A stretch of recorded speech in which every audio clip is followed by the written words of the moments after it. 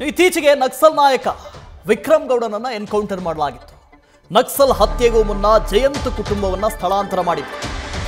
ಪೀತಬೈಲ್ನ ಜಯಂತ್ ಗೌಡ ಮನೆಯಲ್ಲಿ ಈಗ ಯಾರೂ ಇಲ್ಲ. ವಿಚಾರಣೆಗೆ ಜಯಂತ್ರನ್ನ ಕರೆದೊಯ್ದಿದ್ದಾರೆ ಪೊಲೀಸರು. ಸದ್ಯ ಮಗಳ ಮನೆಯಲ್ಲಿ ಜಯಂತ್ ಕುಟುಂಬ ತಂಗಿದೆ. ಪೊಲೀಸರ ನಡೆಗೆ ಜಯಂತ್ ಗೌಡ ಕುಟುಂಬವರು ಆತಂಕ ವ್ಯಕ್ತಪಡಿಸ್ತಾ ಇದ್ದಾರೆ.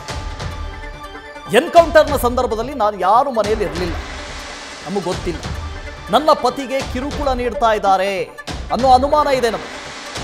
ಪತ್ನಿ ಗಿರಿಜಾ ಆರೋಪ ಮಾಡ್ತಾ ಇದ್ದಾರೆ, ಆತಂಕ ಹೊರಹಾಕ್ತಾ ಇದ್ದಾರೆ. ಜಯಂತ್ರನ್ನ ಬಿಡುಗಡೆ ಮಾಡುವಂತೆ ಕುಟುಂಬಸ್ಥರು ಮನವಿ ಮಾಡಿಕೊಳ್ತಾ ಇದ್ದಾರೆ.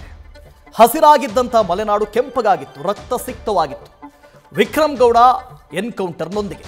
ಇದಾದ ನಂತರ ಜಯಂತ್ ಗೌಡ, ವಿಕ್ರಮ್ ಗೌಡ ಯಾರ ಮನೆಗೆ ಹೋಗ್ತಾನೋ ರೇಷನ್ ತರ್ತೀನಿ ಅಂತ, ಅದು ಜಯಂತ್ ಗೌಡ ಮನೆ. ಈಗ ಜಯಂತ್ ಗೌಡರನ್ನ ಪೊಲೀಸರು ಕರೆದೊಯ್ದಿದ್ದಾರೆ. ಜಯಂತ್ ಗೌಡ ಕುಟುಂಬಸ್ಥರಿಗೆ ಆತಂಕ ಇದೆ, ಏನು ಮಾಡಿಬಿಡ್ತಾರೋ ಏನೋ ಅಂತ. ಯಾಕೆಂದರೆ ನಕ್ಸಲ್ ಮೂಮೆಂಟು ಅವರ ದಾರಿ ಬೇರೆಯದ್ದೇ ಆಗಿರ್ಬೋದು, ಅಪ್ರಜಾಸತ್ತಾತ್ಮಕವಾಗಿ ಆಗಿರ್ಬೋದು. ಆದರೆ ಬೇಡಿಕೆಗಳು ವ್ಯವಸ್ಥೆ ವಿರುದ್ಧವಾಗೇ ಇದ್ದಿತ್ತು.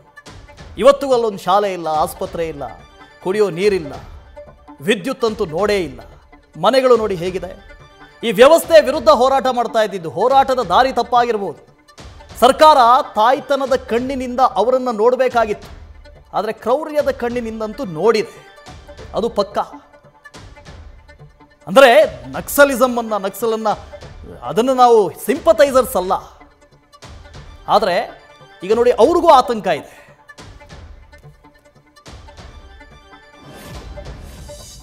ಬೆಳಿಗ್ಗೆನೆ ಪೊಲೀಸರು ಬಂದರು. ನನ್ನ ಗಂಡನ್ನ ಎಳ್ಕೊಂಡು ಹೋದ್ರು ಟೈಸನ್ನಿಗೆ. ಇನ್ನು ಅಲ್ಲಿ ಏನು ಮಾಡ್ತಾರೆ ಏನೋ ಅಂತ ನನಗೆ ಥರ ಭಯ ಆಗ್ತಿದೆ. ಅವ್ರು ಏನು ಹೇಳಲಿಲ್ಲ. ಬಂದ ನಿಮ್ಮ ಮನೆಯಲ್ಲಿ ಏನದ ಇಂಥದ್ದೆಲ್ಲ ಆಗಿದೆ ಅಂತ ಹೇಳ್ಕೊಂಡು ಹೇಳ್ಕೊಂಡು ಹೋದ್ರು. ನಮಗೆ ಗೊತ್ತಿಲ್ಲ, ನಾವು ನೋಡಲಿಲ್ಲ, ನಮಗೆ ಗೊತ್ತಿಲ್ಲ ಏನಾಗಿದೆ ಅಂತ. ಅವರೇ ಬಂದೆ ಹಂಗೆ ಹೇಳ್ಕೊಂಡು ಹೋಗಿದ್ರು. ಊಟನೂ ಆಗಿರ್ಲಿಲ್ಲ, ಹಂಗೆ ಬರೀ ಹೊಟ್ಟೆಲ್ಲ ಹೋಗಿದ್ದಾರೆ. ಈಗ ಅವರಿಗೆಲ್ಲ ಊಟನ ಮನೆಗೆ ಯಾವಾಗ ಬಿಡ್ತಾರೆ ಯಾವಾಗ ಬಿಡ್ತಾರ ಅಂತ ಗೊತ್ತಿಲ್ಲ. ಅಷ್ಟು ತನಕ ಊಟನೇ ಇಲ್ಲ ಅಂತ. ನಾವು ಇರ್ಲಿಲ್ಲ, ನಾವು ಇಲ್ಲಿ ಮಗ ಕೈ ನೋವಾಗಿತ್ತಾ, ಮರದಿಂದ ಬಿದ್ದು ಪೆಟ್ಟಾಗಿತ್ತಲ್ಲ, ನಾವು ಇಲ್ಲೇ ಬಂದು ಇಲ್ಲಿದ್ವಾ. ಅಷ್ಟೊತ್ತಿಗೆ ಅಲ್ಲೇ ಅಂತದ್ ನಡೆದಿದ್ದಂತೆ ನಮಗ್ ಗೊತ್ತಿರ್ಲಿಲ್ಲ ಅದು. ಮತ್ತೆ ಅಲ್ಲಿ ನಮ್ಮ ಮನೆಗೆ ಹೋಗ್ಬೇಕಂತ ಹೋಗೋಷ್ಟೊತ್ತಿಗೆ ಇಲ್ಲಿ ತಿಂಗಳಮಕ್ಕಿ ಅಂತ ಅಲ್ಲಿ ಇವ್ರದ್ದು ತಮ್ಮನ ಮನೆ ಅದ. ಅವ್ರು ಹೇಳಿದ್ರು ನೀವು ಹೋಗ್ಬೇಡಿ ಅಲ್ಲಿ ಅಂತ, ಹಿಂಗೆಲ್ಲ ಆಗಿದೆ ಅಂತ ಹೇಳಿದ್ರ.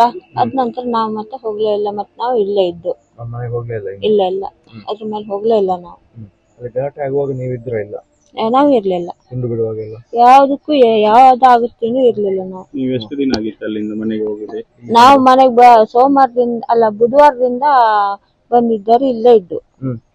ಅಲ್ಲೇ ಗುಂಡ್ನಾಡ್ದಿ ಸೋಮವಾರ ಅಂತಲ್ಲ, ನಾವು ಬುಧವಾರ ಬಂದಿದ್ದು ಇಲ್ಲಿ. ಹೌದು, ಅದಕ್ಕಿಂತ ನೀವು ಕೈ ಪೆಟ್ಟಾದ್ಮೇಲೆ ಇಲ್ಲೇ ಬಂದಿದ್ದು ನಾವು. ನಾವು ಅಲ್ಲಿ ನಮ್ಮ ಅಜ್ಜಿ ಕಾಲದಿಂದ ಅಂದ್ರೆ ನಮ್ಗೆ ಗೊತ್ತಿಲ್ಲದೆ ಅವ್ರು ಬಂದು ಕರ್ಕೊಂಡು ಹೋಗಿದ್ದಾರೆ. ಅಂದ್ರೆ ಗೊತ್ತಿತ್ತು ಬೆಳಿಗ್ಗೆ, ಏನು ವಿಷಯ ಏನಂತ ಗೊತ್ತಿಲ್ಲ, ಹಂಗೆ ಕರ್ಕೊಂಡು ಹೋಗಿದ್ದಾರೆ. ಅವ್ರು ಬೇಗ ಬಿಡ್ಬೇಕು ಸರ್, ನಮ್ಗೆ ಅಂದ್ರೆ ಹೆದರಿಕೆ ಆಗಿದೆ, ಎಂತ ಪ್ರಾಬ್ಲಮ್ ಆಗ್ತದೆ ಅಂತ ಸ್ವಲ್ಪ ಬಿಡ್ಬೇಕಂತ ಬೇಗ. ಹೌದು ಸರ್, ನಮ್ಗೆ ಅಷ್ಟು ಗೊತ್ತಿಲ್ಲ. ನಾ ಅಂದ್ರೆ ಇಲ್ಲೇ ಇದ್ದೆ, ನ್ಯೂಸ್ ಎಲ್ಲ ನೋಡಿ ಗೊತ್ತು, ಅವರೆಲ್ಲ ಹೇಳಿ ಸ್ವಲ್ಪ ಹಾಗೆ ಅಷ್ಟೇ.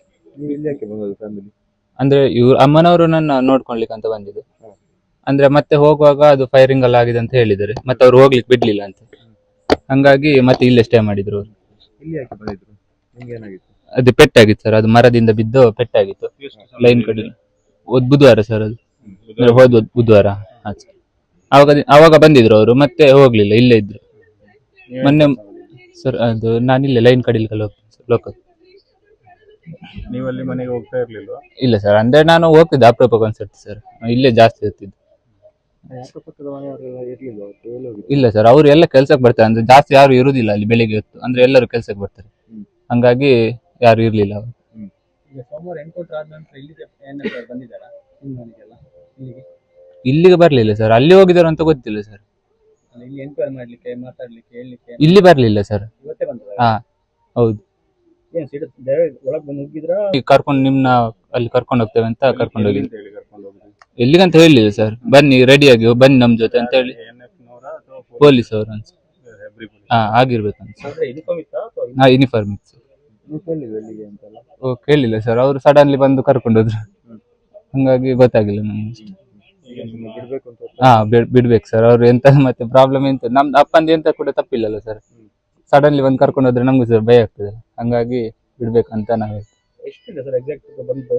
ಬೆಳಿಗ್ಗೆ ಸರ್ 7 ಗಂಟೆ ಆಗಿರ್ಬೋದು ಸರ್. ನ್ಯೂಸ್ ಫಸ್ಟ್ ನಿರ್ಭೀತಿಯಿಂದ ನಿಮ್ಮ ಪರವಾಗಿ.